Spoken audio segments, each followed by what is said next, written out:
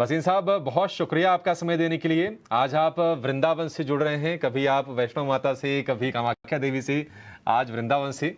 बड़ा अच्छा लग रहा है सर। और ये आपके ललाट पे जो तिलक है ये काफ़ी शोभा दे रहा है आपको। बताइए सर, बाजार को लेकर जरा अपना व्यू दीजिए और कोई अपडेट है तो वो भी शेयर कीजिए।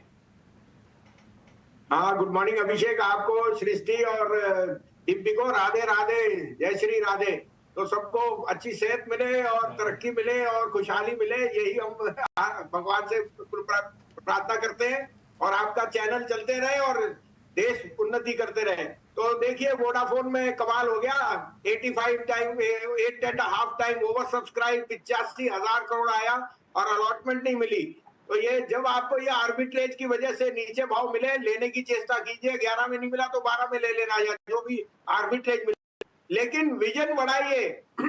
You have never seen Kumarmangalam Birla be so confident in the last 20 years. मैं ही आपको बोलता हूँ, मैं स्टॉक को बहुत पहले से ट्रैक करता हूँ। लोगों ने बहुत पैसे कमाए हैं, लेकिन अब 11 रुपए में सिर्फ कमाने को है। एक साल में 25 रुपए का टारगेट। तो मैं ये आपको दावे से कहता हूँ, वोडाफोन में अगर आपको अलॉटमेंट नहीं मिली, जहां भी आपको आर्बिट्रेज की वजह से डिस्काउंट थोड़ा सा और बढ़े, you should start making a portfolio. दूसरा, कल आपको एबीएफआरएल बड़ी जोर से कहा था। एबीएफआरएल में मैं अभी भी कह रहा हूं कि वो एक 350 रुपए मिनिमम टारगेट है, उसके बाद आगे देखेंगे क्या टारगेट आएगा। But that would be my second top pick. मैंने आपको कुछ दिन पहले डीसीबी बैंक भी बहुत जोर से कहा था, कल उसके नंबर बहुत शानदार आए। तो मिड कैप बैंक में आई थिंक डीसीबी बैंक बहुत अच्छा कर सकता है। Idea, ABFRL, DCB bank. और आज के लिए 2 पिक्स है आपके, आप कहे तो मैं शुरू करूं।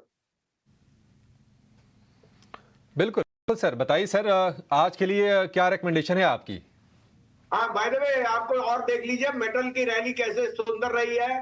हिंदुस्तान कॉपर, सेल, नैल्को, एनएमडीसी, ये सारे मेरे बहुत पुराने पिक्स हैं और मैं रोज कहता था कि ये शेयर ही लीजिए। अभी भी मैं कह रहा हूं, मेटल्स हैव जस्ट स्टार्टेड। आज का पिक है पूरा रेलवे और railway capex. BHEL, Bharat heavy electrical engineering, ये कंपनी री रेट हो गई है और अभी री रेट होनी है, क्योंकि जिस तरह का कैपेक्स आ रहा है, power transformers are going to go through the roof. BHEL से ज्यादा कोई प्लेयर है ही नहीं। साथ में ईवी के जो स्टेशन है, सारी जो इंफ्रास्ट्रक्चर है, BHEL है। तो पहला टारगेट 280, लेकिन ये 300 चले जाए कोई बड़ी बात नहीं है और ये जल्दी होएगा। 254 का स्टॉप लॉस। दूसरा है इरकॉन। आर्ग्यूबली मुझे लगता है रेलवे में जो तेजी है, वो आप चाहे रेलवे की बास्केट लीजिए, लेकिन हमारे लिए इरकॉन बहुत स्पेशल शेयर है। और ये मेरे को लगता है वापस अपने ओल्ड हाई 275-80 पे जाएगा और उसके बियॉन्ड। तो 230 का स्टॉप लॉस रखिए और इरकॉन और BHEL में निवेश कीजिए। ठीक है, इरकॉन और BHEL, ये 2 शेयर और दोनों पर सुपर डुपर कन्विक्शन वसीम साहब का। और BHEL ने तो आपको मौका भी दिया है, 260 रुपए के आसपास का भाव हुआ था, वहां से गिर के 215-220 की रेंज में आया और वहां से फिर से चला आइए 280 और उसके बाद 300 के टारगेट BHEL के लिए और इरकॉन के लिए टारगेट होगा 275 रुपए का अभी इमीडिएटली 230 के स्टॉप लॉस के साथ इसको ट्रेड करना है। वसीम साहब, बहुत शुक्रिया आपका समय देने के लिए और ये 2 दमदार शेयर हमारे दर्शकों को रेकमेंड करने के लिए और आपकी शुभकामनाओं के लिए भी आपको बहुत बहुत धन्यवाद। वो भी हमारे साथ मौजूद है, उनका स्वागत करेंगे। Mayuresh, very good morning. And सबसे पहले आपसे एक्सिस बैंक पे राय जानना चाहेंगे। उम्मीद कितने बेहतर आपके एस्टिमेट के कंपैरिजन में नतीजे आते हुए दिखे, क्योंकि आज अगर कोटक बैंक में वीकनेस दिखती है तो एक्सिस बैंक किस तरीके से सहारा दे सकता है, क्योंकि कल हमने देखा था कि एक्सिस बैंक के GDR में भी अच्छी तेजी थी। तो क्या आपको लगता है कि एक्सिस बैंक नतीजों के बाद और भी अच्छी तरीके से आउट परफॉर्म करेगा? मॉर्निंग सृष्टि।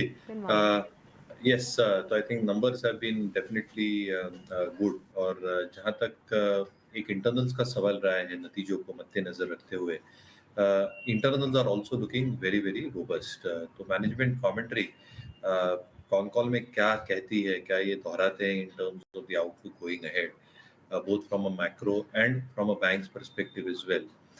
शायद यही होगा और इसके वजह से आई थिंक जो एक आपने GDR में एक रिएक्शन कल देखा था, that can very well continue.